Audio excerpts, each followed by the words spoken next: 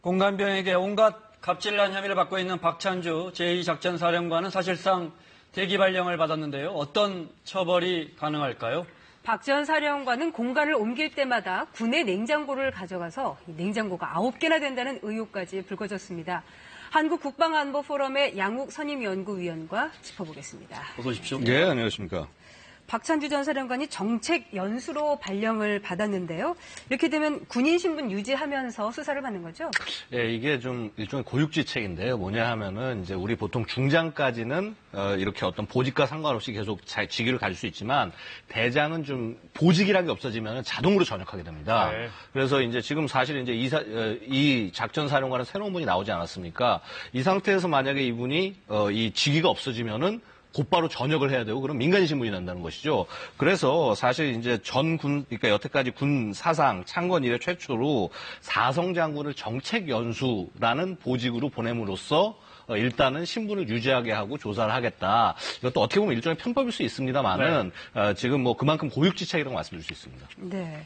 박 전 사령관은 현재 군 검찰의 조사를 받고 있는데요. 오늘 군 검찰에 나왔을 때 모습 보시겠습니다. 네. 전자팔찌 채우신 거 본인이 지시하셨는 겁니까? 모든 것은 검찰에서 소상히 밝히겠습니다. 우선 먼저 국민 여러분께 너무 큰 무리를 일으켜 드려가지고 정말 죄송한 마음이고 참 참담한 심정입니다. 검찰 조사에 성실히 임하도록 하겠습니다. 그 전역 신청을 하셨는데 전역은 아마 하지 못하시고 아마 당분간 군인 신분으로 조사를 받으시게 될 것 같습니다. 여기에 대해서는 이런 조치에 대해서는 어떻게 생각하세요? 저는 아직 통보받은 거 없고요. 제가 전역 지원서를 낸 것은 의혹만으로도 그것은 자리에 연연하는 모습을 보이고 싶지 않아서 제가 전역 신청을 한 것이고 아직 저희 신변에 관한 것은 통보받지 못했습니다. 피의자 신분으로 출석하시는 거에 대해서는 억울하다는 생각은 안 드시나요? 그런 생각 없습니다. 성실히 조사에 임하겠습니다. 정말 전자팔찌는 개인 돈으로 구매하시는 소상히 밝힙니다. 피의자 신분으로 출석하는 것에 대해서 억울한 심정 없습니까? 그런 생각 없다는 말은 뭐 억울하진 않다. 뭐 이렇게 또 해석할 수 있을 것 같고. 우리 군 서열 몇 위쯤 됩니까, 저는? 그러니까 이게 서열로 얘기가 좀 어려운 측면이 있는데 그렇습니다. 네. 일단 가장 높은 서열이라고 얘기할 수 있는 합참 의장이 네. 우선이 되겠고요. 그 다음에 이제 각군 총장들, 육군과 해군 공군 총장이 되겠고, 그 다음에 이제 육군 안에도 이제 1군과 3군, 그 다음에 네. 2작전사령부 이렇게 세 군데가 있습니다. 아시다시피 1군은 우리 동부 지역 쪽을 지키고 있고, 그 다음에 3군은 이 수도권 위쪽에 서부를 지키고 있고, 네. 그 다음에 2작전사령부는 후방 쪽입니다. 네. 그래서 이제 결국은 이 군 사령관, 지금 말씀드렸던 1군, 3군 사령관, 2작 사령관이 거의 이제 그 비슷한 서열이라고 보실 수가 있고요. 네. 그런 의미에서 봤을 때 군 서열상에서 장군 중에서는 좀 약간 뒷부분에 있다라고 네. 말씀드릴 수가 있는 것이죠. 그래도 육군 서열 안에 어쨌든 5손가락 안에는 드는 보직인 거죠? 예, 그렇습니다. 보직이었던 거죠? 예, 그렇습니다. 네. 오늘 이제 보직을 박탈당했으니까요. 누가 조사, 사성 장군은 누가 조사합니까? 글쎄요. 군검찰이 조사한다는데 예, 군검찰도 계급이 있을 거 아닙니까? 예, 그래서 보통 이제 뭐 한 소령 중령들이 이제 대부분 하게 됩니다. 이제 네. 그 정도만 소령 정도면 돼도 어느 정도 베테랑이 될 수가 있는데 사실은 이제 좀 걱정이 있을 겁니다. 군대가 계급 사회니까 그러니까요. 소령이 뭐 혹은 중령이 감히 사성 장군 조사를 하겠느냐. 네. 근데 과거에도 뭐 그렇지 않은 사례들이 있습니다. 예를 들어서 2004년 그러니까 참여정부 시절이죠. 네. 이때 이제 당시 한미 연합 부사령관 그러니까 대장입니다. 네. 이분의 이제 어떤 부대 운용비를 유용했다는 의혹 때문에 사건이 있은 적이 있었고요. 이때 군 검찰이 수사를 해서 이제 기소를 한 사례가 있습니다. 이때는 뭐 사실 굉장히 충격적으로 받아들여졌죠. 네. 근데 하지만은 결국은 군 수뇌부가 의지가 있다고 한다면은 이것은 분명히 명명백백하게 밝힐 수 있는 일이다라고 말씀드릴 수 있습니다. 조사 과정에서 계급은 큰 영향을 미치지 않을 것이다 이 말씀이시죠? 네. 의지가 있다면은 의지가 그렇다는 있다면. 것은 그렇다고 볼 수 있겠습니다. 네, 연일 피해자들의 폭로가 이어지고 있습니다. 네. 썩은 과일, 전 던지기, 농산일까지 피해자들의 증언을 직접 들어보겠습니다. 박찬주 전 육군 제2작전사령관 부부가 공관병들에게 마치 하인 다루듯 했다는 생생한 증언이 우리 쏟아졌습니다. 형한테는 너네 뭐 엄마한테 뭐 이렇게 배웠냐 뭐 이런 식으로도 그러니까 부모님 얘기까지 막 꺼내면서 이거밖에 못하냐고 뭐 엄청 큰 소리를 치면서 정말로 막 칼도 져뒀고 또 탕탕 치면서 한 것도 본 적. 휴식과 면회 시간도 일반 부대보다 제한했다고 합니다. 뭐 부모님 오셨다고 이렇게 해도 되게 기분 안 좋게 얘기했는데 부모님은 뭐 할 일도 없이 자꾸 와서 주말에도 자기 계속 옆에 시중을 들어야 되는데 주말에 그렇게 하루라도 면회를 가거나 외출 나가면 이제 자기 시중에서 한 명이라도 없어지는 거니까 그런 거 엄청 싫어하는 거니까. 전자팔찌와 관련해서도 전역한 공관병들의 주장 들어보시죠. 이런 식으로 자꾸 팔찌 똑바로 안 차고 있고 하면은 너네 내가 영창 보낼 수도 있다 막 이런 식으로도 협박한 적도 있고. 이런저런 갑질 사례가 계속 나왔는데요. 취미가 무슨 다육식물 기르는 취미가 있어요. 무슨 좀 조그만한.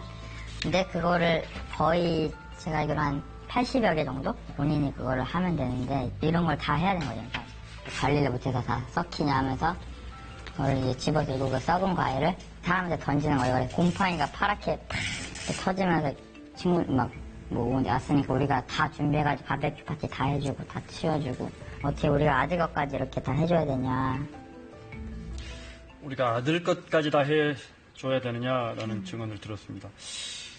군 검찰이 조사를 할 텐데, 근데 사실은 이제 많은 공감병들의 증언이 일관성이 있는데, 예. 그러니까 반대로 보면 구두 증언밖에 없단 말이죠. 그쵸. 군 검찰이 뭘 좀 밝혀내야 합니까? 그래서 사실은 이제 중요한 것은 법에 위반 사안이 있는지를 밝혀내는 게 제일 우선일 겁니다. 그래서 예를 들어서 지금 이제 관련돼서 생각할 수 있는 게 가혹행위. 네, 이제 이건 군형법에 별도로 규정이 돼 있습니다. 그래서 뭐 예를 들어서 학대나 가혹행위에 해당하는 것이 아니냐. 네. 만약에 그렇다고 한다면 거기에 의율할 수 있는 법률들이 있기 때문에 예를 들어서 뭐 여러 가지가 있습니다. 뭐 이 행위 자체가 뭐 예를 들어서 도를 좀 지나쳤다라고 할 경우에는 뭐 7년 이하의 징역 네. 이런 경우도 있고 그다음에 뭐 어떤 강요 행위 같은 것들이 좀 이제 연계됐을 경우는 뭐 3년 이하의 징역, 그다음에 700만 원 이하의 벌금 이런 식으로 각각 이런 행위들이 있기 때문에 이것에 해당하는지를 찾아야 할 겁니다. 근데 문제는 뭐냐 하면요. 이게 도덕적으로 비난받아야 될 부분과 네. 법적으로 이제 위반이 되는 부분, 이 경계를 찾기가 굉장히 좀 어려운 부분이 있기 때문에 네. 이 부분을 좀 사실관계를 명확하게 하는 게 중요하지 않을까 싶습니다. 그 공관병들의 증언에서도 나왔지만 많은 갑질에 이 박 전 사령관의 부인이 등장합니다. 부인도 역시 군 검찰의 조사를 받고 오늘 아침에 귀가했는데요. 보시겠습니다. 먼저 조사 들어갈 때 입장 들어볼까요? 제가 잘못했습니다. 그렇게 그냥 아들 같은 생각하고 했지만 그들에게 상처가 됐다면 그 형제나 그 부모님께 죄송합니다. 성실히 조사받겠습니다. 그 썩은 토마토나 전 맞은 공감병한테 하고 싶은 말 있으세요? 아니 그런 적은 없습니다. 본인이 여단장급 이상이라고 생각하세요? 아닙니다. 절대 아닙니다. 박찬주 사령관이 이 얘기에 대해서 알고 계셨나요? 이런 논란에 대해서? 모릅니다. 그리고 15시간 조사를 받고 난 후의 모습인데요. 들어보겠습니다. 남편 박찬주 대장께서는 그 이번 논란에 책임이 없다고 생각하십니까? 네. 공관 옮길 때마다 냉장고 챙겨가셨다는 의혹 제기됐는데 사실 인정하세요? 그다 재냉정보입니다. 그러니까 공관병한테 아들 같다고 하셨는데 행동이 정당하셨다고 생각을 하세요? 네. 정당하다고 생각하세요? 정말 아들같이 대했습니다. 정말 아들같이 대했다. 예, 행동이 말이 완전히 엇갈립니다. 정당했다. 진짜. 예. 공관병들하고. 그쵸. 이게 이제 좀 약간 비유가 좀 적절할지 모르겠습니다만은 예를 들어서 이제 뭐 성추행을 하고 나서 딸처럼 생각해서 그랬다라고 얘기가 나올 수도 있지 않습니까? 좀 약간 그런 식의 모습이 아닐지 좀 안타깝고 사실 자세한 내용은 사실 아직 사실관계가 정확히 다 나온 것은 아니니까 미리 얘기할 수는 없습니다만은 과연 아들같이 대했다라고 한다면 그렇게 대한 받은 사람들이 과연 이렇게 얘기를 했을 것이냐 이런 부분들이 있습니다. 보면은요 사실 공감병 문제가 지금 불거져 나왔지만은 예를 들어서 자신들이 모시던 상관들이 너무 다 따뜻하게 대해줘서 고마웠다는 공관병들도 많습니다. 네. 분명히 그 공관병들도 힘든 일이라든가 부당하다고 생각되는 일들이 있었겠지만은 그런 사람들이 제보한 경우는 없지 않습니까? 네. 그래서 결국 전반적으로 아들같이 대하지 못했기 때문에 이런 문제가 생긴 것이 아니냐. 그리고 이제 물론 이 부분에서 이게 도덕적인 책임과 법적인 책임은 좀 나눠서 볼 필요는 있다고 다시 한번 말씀드리겠습니다. 네. 또 하나 불거진 문제가 박찬주 전 사령관이 공간 이동할 때마다 저 7군 단장에서 6군 참모 차장으로 이동할 때 거기 있는 공간에 비품들, 뭐 TV, 냉장고 다 갖고 갔다. 예. 이 부분은 어떻습니까? 사실은 비품이라고 하는 것은 결국은 뒷사람을 위해서 남겨놔야 되는 부분인 것이고요. 그래서 이 부분, 이렇게 뭐 어떤 사령관이 누가 이동할 때마다 이게 비품이 없어진다라고 하는 것은 이것은 엄연한 절도행위라고 볼 수가 있죠. 그래서 이 부분에 대해서는 사실은 좀 인식이 있어야 되는 것이 아니겠느냐. 그리고 뭐 제가 공식적인 어떤 자료나 이런 것들을 바탕으로 하는 것은 아니지만은 이렇게 공간에 비품이 빈 사례가 있다라는 얘기들은 네. 이제 이전부터 누차 들어왔었습니다. 그래서 이번 일을 계기로 해서 이런 일은 다시는 일어나지 않도록 하는 것도 중요한 것이 아니겠나. 다 그 돈도 세금 아니겠습니까? 네.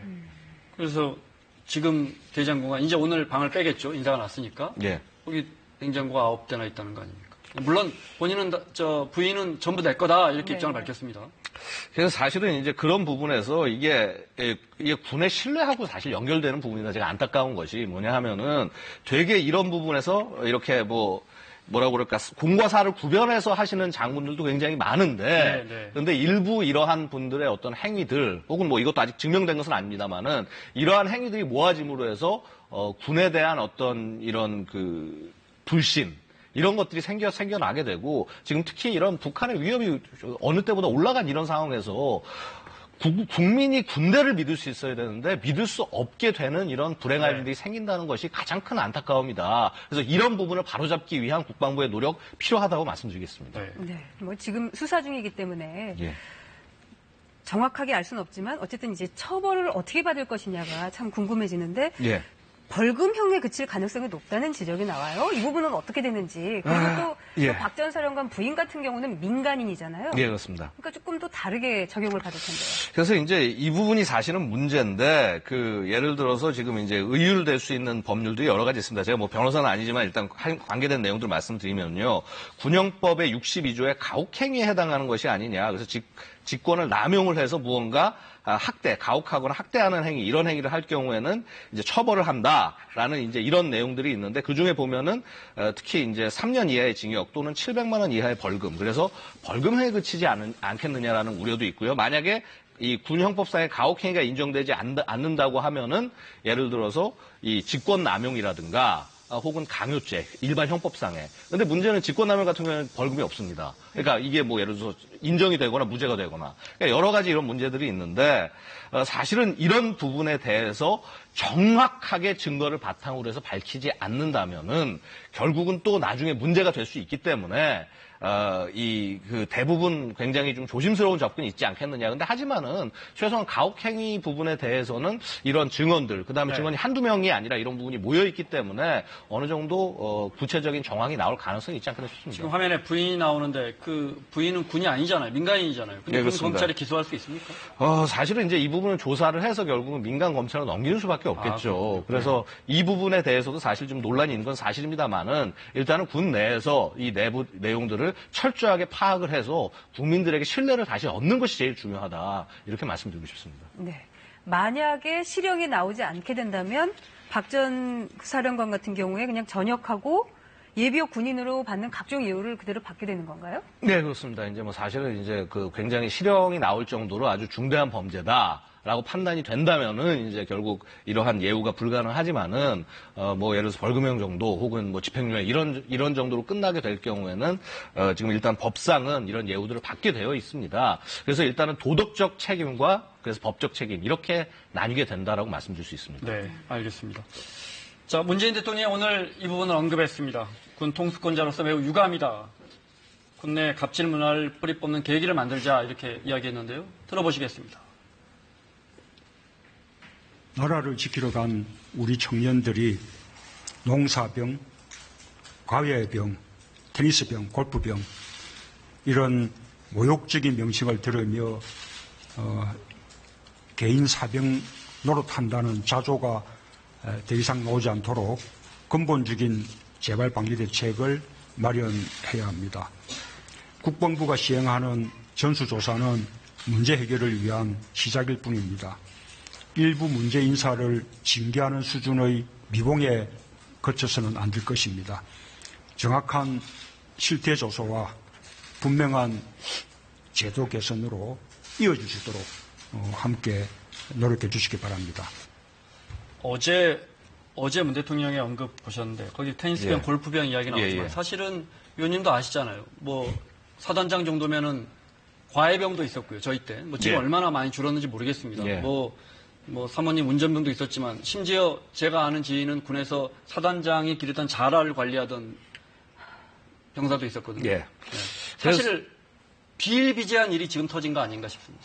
사실은 이제 과거에는 아마도 그런 것들을 문화적으로 그냥 넘어갈 수 있었던 부분이 있었겠지만은 지금은 많이 틀립니다. 지금 병력 감축을 인원이 부족해서 병력을 감축해야 되는 상황이 오고 있고요. 그 다음에 지금 인권에 대한 어떤 생각이나 이런 것들도 많이 바뀌어 있는 상황입니다. 이런 상황에서 우리 지금 이렇게 국방의 의무를 다하겠다고 나가 있는 젊은이들을 정말 국방의 본질과 상관없는 일에 투입하는 것이 과연 옳겠느냐라는 접근이 굉장히 중요하다고 보고요. 그다음에 대통령께서 갑질 문화 뿌리 뽑아야 된다고 말씀하신 거 그거는 사실은 이게 군뿐만 아니라 대한민국 사회에 있는 이 갑질 문화가 결국 군에도 연장이 되는 것이다라고 생각이 되는 것이고요. 그런 차원에서 군은 아마도 어느 조직보다도 문제를 먼저 발견하면 빨리 해결할 수 있는 조직 중에 하나입니다. 그런 차원에서 접근하는 건 굉장히 좋은 일이라고 생각이 되고요. 사실 그렇습니다.